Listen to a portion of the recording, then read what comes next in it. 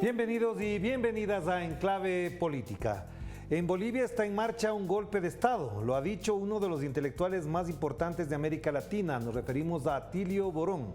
Y no le faltan razones, pues los acontecimientos de las últimas 2 semanas hablan mucho de eso, sin descartar la narrativa mediática que vemos en los medios manejados, controlados y orquestados por la derecha boliviana.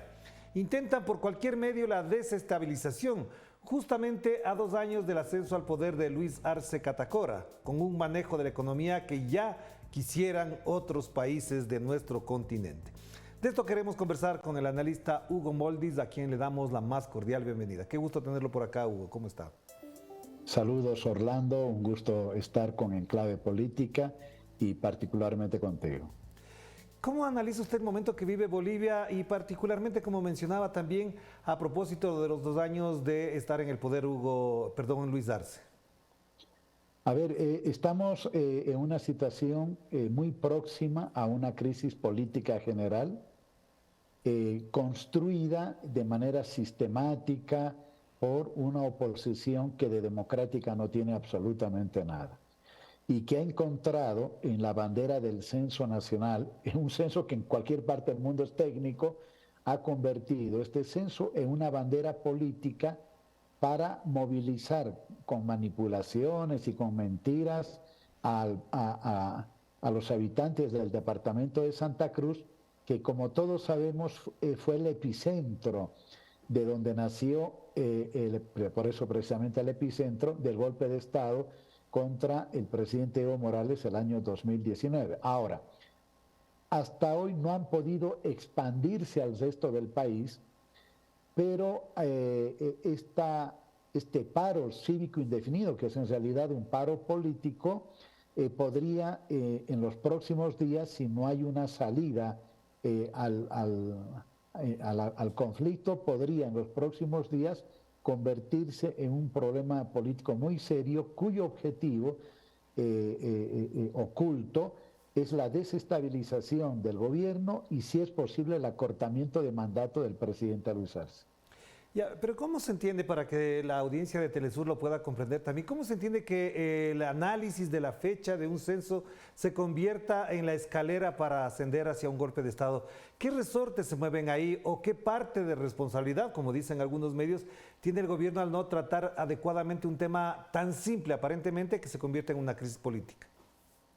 A ver, el censo, como en cualquier parte del mundo, permite saber la cantidad de población que existe en el país, departamento por departamento. Bolivia está dividida en departamentos y es de mucha utilidad por 2 razones. Primero, porque en función del número de habitantes se asigna un determinado número de ingresos por concepto de coparticipación tributaria. Y segundo, la distribución de los escaños en la Cámara Baja. En Bolivia van a haber elecciones el año 2025. Por lo tanto, lo que quiere la oposición es que ya exista una nueva distribución de diputados, de asignación de escaños por departamento antes de las elecciones del 2025. Para eso se necesita tener los resultados el año 2024. Y en el tema de la distribución de ingresos es mucho más sencillo. El gobierno ha señalado que debería ser en abril, porque todavía no se ha terminado de procesar, de hacer la cartografía, que de tal manera que dé garantía y seguridad de que el censo va a tener buenos resultados, hacer en abril el censo y entregar resultados en septiembre y en octubre proceder a la redistribución de ingresos. Inicialmente el gobierno había propuesto que sea dentro de 1 año la entrega de resultados. El Comité Cívico plantea que sea antes de fines de año, es decir, el año 2023, antes de fines de año, y la entrega de resultados entre 120 y 180 días.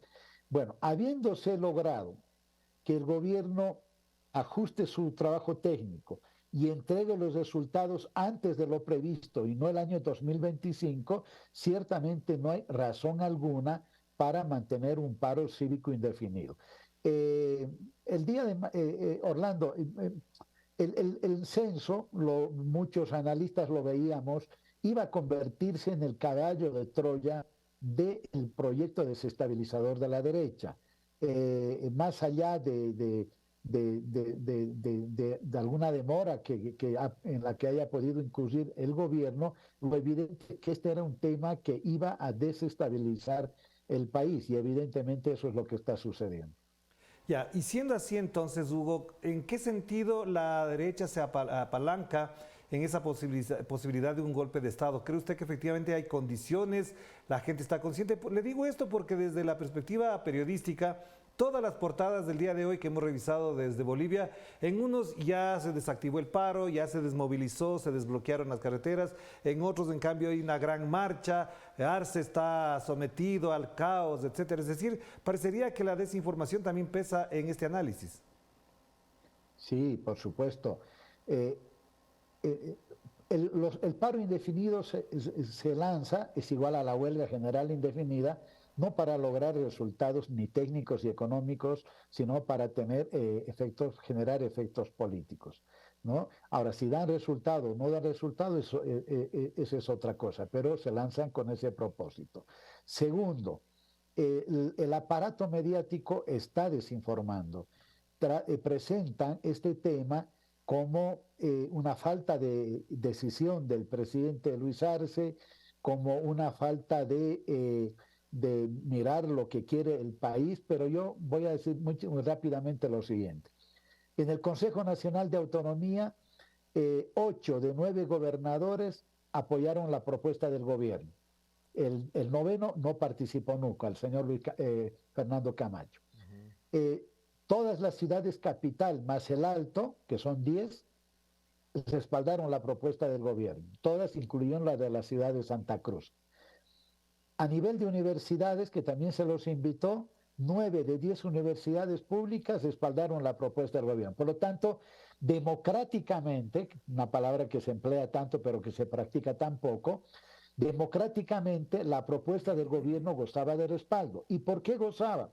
Porque la fecha que proponen, el mes que proponen los cruceños, la derecha radical cruceña, para hacer el censo, no es posible, uno, porque no se ha concluido todavía la cartografía hasta el 2023, y segundo, porque se haría en época de lluvias y en época en la que en determinados departamentos como Beni y Pando, que también son amazónicos, existe un flujo migratorio muy grande en esos meses. Por lo tanto, habrían 50.000, 60.000, 100.000 personas que no serían censadas. Y el presidente dice, eso no es justo, no es democrático. El presidente insiste que hasta ningún boliviano puede estar al margen de ser censado. Por lo tanto, bueno, eso, ¿no? Ahora, ¿por qué se puede convertir en un problema nacional, en una crisis política irreversible?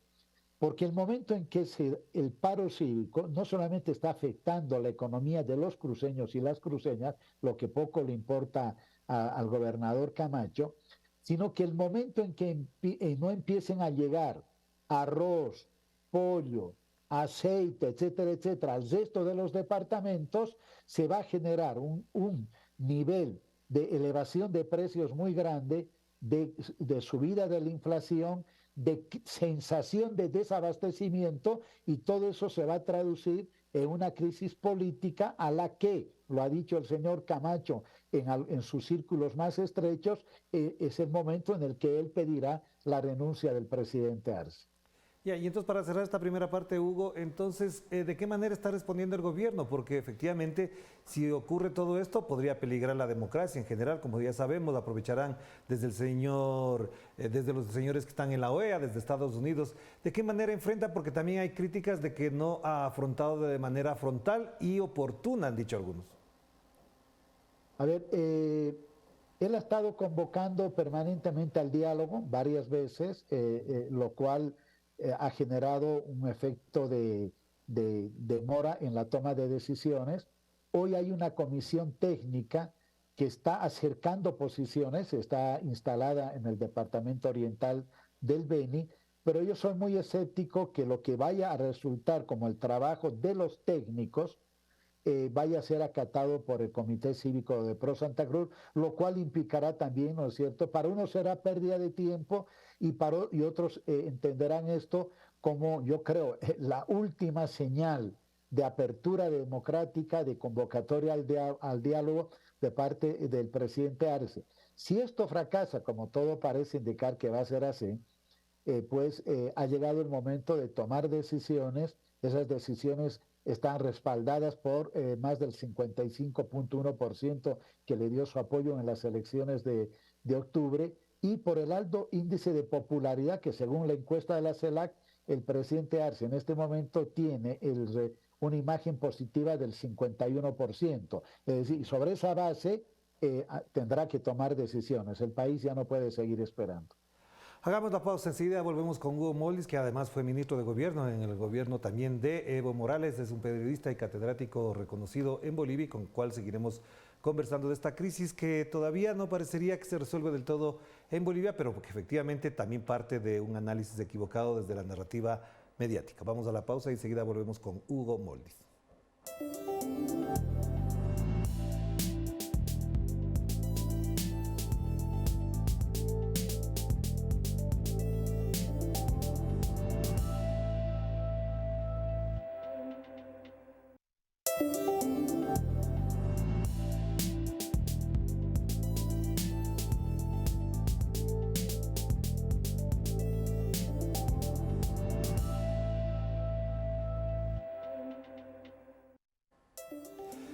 Estamos de vuelta aquí en Enclave Política. Seguimos conversando con Hugo Moldis, como mencionaba hace un momento, exministro de Gobierno, catedrático, periodista, abogado reconocido en Bolivia y por supuesto en América Latina, también por su postura frente a nuestra región. Hugo, en función de lo que estábamos conversando, estos 2 años de Hugo Arce, ¿qué le dejan al movimiento, al socialismo, al movimiento popular, a la organización social campesina e indígena de Bolivia, tomando en cuenta que efectivamente se repone todo esto después de un gran ataque de la derecha, que es lo que lo estamos viendo ahora? Y lo mencionaba porque fuera de cámaras le comentaba que vi con mucho agrado, a partir de lo que ha significado el golpe, este documental Noviembre Rojo, que da cuenta de efectivamente las matrices, los resortes estructurales de la derecha boliviana.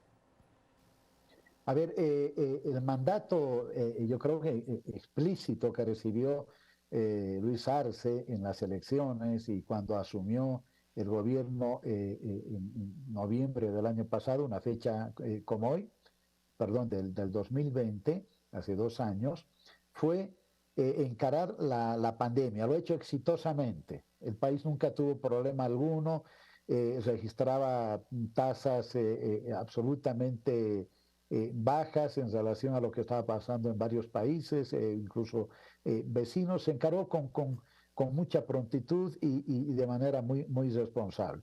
Segundo, sacar al país del hoyo económico, porque un año que se pierde en economía equivale a 2 o 3. Bolivia, de tener un crecimiento promedio del 4 o 5% anual durante el gobierno del presidente Evo Morales, tuvo una contracción económica del menos 9% en un solo año. La señora Áñez, el gobierno inconstitucional de la señora Áñez, se gastaron, y no sabemos hasta ahora en qué, más de 4.000 millones de dólares de las reservas internacionales netas. En fin, agarró en condiciones de cero inversión pública, por lo tanto, de cero circulación de una gran cantidad de dinero que en otras circunstancias hubieran beneficiado a nuestros pueblos. En esas condiciones, haber llegado ya el año pasado a más del 4% de crecimiento, este año habrá que ver cuánto le ha afectado el paro, superar el crecimiento del 5%, tener la inflación más baja, haber disminuido los índices de pobreza y extrema pobreza que se dispararon durante el año del gobierno de facto, porque bueno, estaba la pandemia, pero también estaba un gobierno que no sabía lo que hacía, porque hay gobiernos de derecha que saben lo que hacen. Uno puede o no estar de acuerdo, pero saben lo que hacen. Y si la señora Áñez y su gobierno no sabían lo que hacían. Entonces, haberse posicionado la imagen del país en el concierto latinoamericano desde una posición latinoamericanista y estar llevando adelante un proceso de industrialización para la sustitución de importaciones y particularmente apostándole al litio, pueden parecer pocas cosas, pero cuando uno mira el mundo, ¿no? Recesión económica capitalista, inflación que se está comiendo a las economías más grandes y dificultades que tienen muchos países para salir, para reactivar su economía, cuando uno mira el mundo se da cuenta que lo que ha hecho Luis Arce es mucho y lo que ratifica su condición de gran conocedor de la economía boliviana y conocedor y estadista. Así que creo que se está yendo. Yo creo que el balance es positivo. Seguramente se pueden hacer más cosas, porque siempre se pueden hacer más cosas, Orlando, pero dado el contexto, y añadir otro, es decir, un poco lo que se tiene que resolver. A mí no me gusta tapar el sol con un dedo. Hay una crisis política en la manera de procesar las contradicciones al interior del movimiento al socialismo. Es una crisis política entendible, porque en el pasado una sola persona era jefe de partido, presidente, líder de los movimientos sociales, etc. Hoy hay una jefatura política, un liderazgo histórico innegable del expresidente Evo Morales, innegable, que va más allá si es o no presidente, y segundo, ahora hay un presidente puesto por el mismo partido, pero donde existen problemas de comunicación y esos ruidos muchas veces son amplificados por el aparato mediático, pero también trabajados por los organismos de inteligencia extranjeros para lograr una implosión interna. Esta es mi hipótesis de hace rato. Yo creo que la CIA está trabajando principalmente para utilizar la implosión como una táctica de desestabilización desde adentro. Ese no deja de ser un problema también que está enfrentando el presidente Luis Arce. Claro, y mencionaba esto porque tenía previsto una pregunta al respecto. ¿Hasta dónde el movimiento al socialismo puede garantizarle, no solamente a Arce, sino a la propia democracia boliviana, cierto grado de estabilidad, cierta cordura, digamos, política y democrática para sostener los desafíos que tiene el país, más allá de lo que haga la derecha? ¿Hasta dónde el MAS en esa perspectiva está en condiciones de garantizar esa estabilidad? Sí, Orlando, yo siempre digo, los gobiernos se caen, los procesos políticos se caen, las revoluciones se caen, no solo por lo que hace el enemigo, el externo, en este caso el enemigo de nuestro pueblo, que es Estados Unidos. América Latina es la historia de las intervenciones de Estados Unidos, decía Ernesto Che Guevara, sino que las revoluciones se caen sobre todo cuando tienen debilidades internas, ¿sí? Que impiden enfrentar en mejores condiciones la amenaza externa. Ya hay lecciones aprendidas del 2019. El golpe nos encontró debilitados al pueblo, las estructuras, a los movimientos sociales y al propio gobierno, que era más administrador que transformador en ese momento. Y entendible también, las revoluciones no van acelerando todo el tiempo. Hay momentos de pausa, hay momentos de menor velocidad, pero bueno, nos encontró debilitado. Y hay elecciones que se aprendieron. Y ahora, ¿no? Bueno, yo pensé que se aprendieron, voy a ser más preciso. Y hoy estamos viendo que esas lecciones no han sido lo suficientemente procesadas y que abren resquicios que son muy peligrosos, que yo confío al mismo tiempo, ahí permítanme ser optimista, que en el corto plazo esos resquicios puedan ser rellenados por una voluntad política y sobre todo avisorando que los enemigos del proceso de cambio en Bolivia, los enemigos de la lucha de los pueblos latinoamericanos, no pierden la oportunidad de ocupar espacios que se dejan y de aprovechar errores que se cometen. Y errores que se cometen desde la conducción política, pero también, pues, por supuesto, errores que se cometen desde función de gobierno, como es normal. Lo normal, es decir, lo anormal, diría yo, es no darse cuenta de que hay esos errores y de la necesidad de enmendarlos en el tiempo más breve posible. Ya, y siendo así, entonces pasemos al otro elemento.